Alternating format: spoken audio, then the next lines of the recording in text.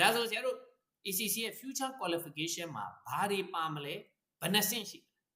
ဆိုတော့အကျဉ်းမြင့်လေးဆရာတို့ပြန်ပြီးပြောရမယ်ဆိုလို့ရှိရင်အရင်တော့ခေါ်ကပတ်1ပတ်2ပတ်3 3ဆင့်တလို့ခေါ်တယ်အဲ့ဒီအနေမှာပတ်1ကို apply knowledge ပတ်2ကို apply skill ပတ်3ကိုကြတော့ strategic professional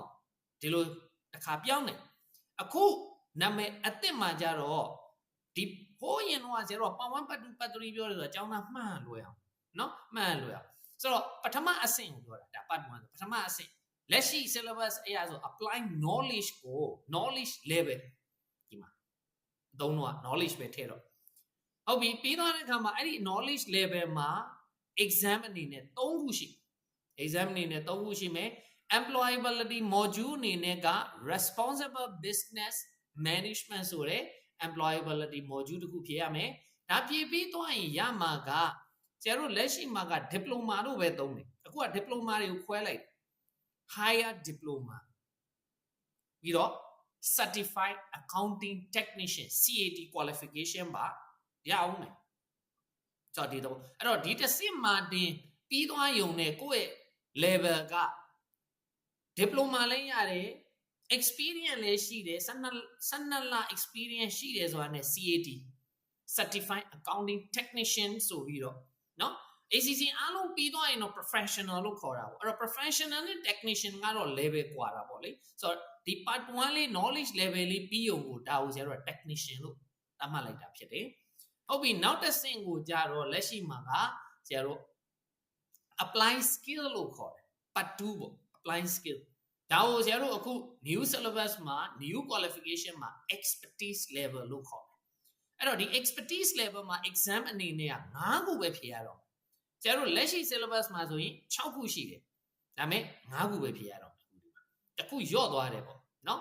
အဲ့တော့ယော့သွားတဲ့ဘာသာကဆရာတို့ဒါပြီးရင်လည်းဘာသာတစ်ခုချင်းစီအသေးစိတ်ပြောပြမယ်အကျမ်းမြင့်ပြောရင်ဆရာတို့လက်ရှိ part 2မှာ apply skill မှာပါတဲ့ law ဘာသာကအောက်ကိုဆရာတို့ဆင်းသွားတာဖြစ်တယ်နော် knowledge level ကိုရွေ့သွားတယ်ပေါ့လေနော် part 1ကိုရွေ့သွားအဲ့မှာလဲ employability module ကတော့ဆရာတို့အဆင့်တိုင်းမှာရှိတယ်အဲ့ဒါက digital tech and innovation ဒါ IT အကြောင်းတွေဒီထဲမှာသိဖို့လိုအပ်လာတဲ့အတွက် digital technology တွေ innovation အကြောင်းတွေပါမယ်ဒီမှာရမှာက advanced diploma လို့ခေါ်တယ် advanced diploma ပြီးတော့ UOL ကပေးတဲ့ University of London ကနေပြီးတော့ပေးတဲ့ bachelor ကိုဆက်လုပ်ချင်ရင်လည်းတွဲလုပ်ချင်ရင်လည်းရတယ်เนาะဒီတော့ဟုတ်ပြီနောက်ဆုံး part 3လို့ခေါ်တယ်လက်ရှိမှာ strategic professional အခု new qualification မှာလည်းအတူတူပဲ strategic professional ပဲဆိုတော့ဖြေရမယ့်ဘာသာက mandatory က2ဘာသာလက်ရှိလဲဆရာတို့ mandatory က2ဘာသာပဲဒါပေမဲ့ optional က1ဘာသာပဲဖြေရတော့ဒီ syllabus မှာဒီတစ်ခုပဲရောသွားเนาะအဲ့တော့ optional မှာဆရာတို့ဒီ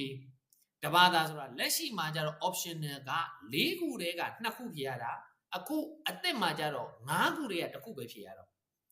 1 out of 5လက်ရှိက2 out of 4ဆိုတော့ရွေးစရာလည်းပိုပြီးများသွားတယ်เนาะဘာသာတွေလဲဆရာပြီးရင်ထပ်ပြောမယ်အဲ့ဒီမှာ employability module အနေနဲ့ထပ်ဖြေရမှာက ethic เนาะ ethical sustainable leadership ဆိုတော့ဒါအားလုံးပြီးသွားရင် ACC qualify ဖြစ်သွားတယ် member အနေနဲ့ experience ရှိတယ်ဆိုရင်ဒါကြောင့်ဆရာတို့ပြီးသွားတဲ့အဆင့်မှာ professional လို့ခေါ်ရဲဆိုတဲ့ level တာခုနကပထမအဆင့် knowledge level လေးမှာ technician လို့ခေါ်အဲ့တော့ technician အဆင့်ကဘယ်အဆင့်လဲ professional အဆင့်ကဘယ်အဆင့်လဲဒါကိုသိဖို့အဲ့တော့အားလုံးပြီးသွားတဲ့သူမှာဆရာတို့ professional လို့ခေါ်တယ်ဆိုတော့ဒါကဆရာတို့ ACC qualify ဖြစ်သွားတယ်အဲ့ဒီမှာ UOL ကပေးတဲ့ master ထပ်လုပ်ခြင်းနဲ့တွဲလုပ်ခြင်းနဲ့ရတယ်ဆိုတော့ဒါကဆရာတို့ဒီဘာသာအားဖြင့်ကြည့်မယ်ဆိုရင်เนาะဘာသာအားဖြင့်ကြည့်မယ်ဆို353ပထမအဆင့်မှာ3ဘာသာဒုတိယအဆင့်မှာ5ဘာသာနောက်ဆုံးအဆင့်မှာ3ဘာသာအဲ့တော့353ဆိုတော့ဆရာတို့ပေါင်းရင်17ဘာသာပဲရှိတော့တယ်เนาะဘာသာအပြင်17ဘာသာပဲရှိတော့တယ်အဲ့တော့ဒီ responsible business module ဆိုတာကလက်ရှိမှာဆရာတို့ ethic module တွေဖြေရတယ်လို့ပဲ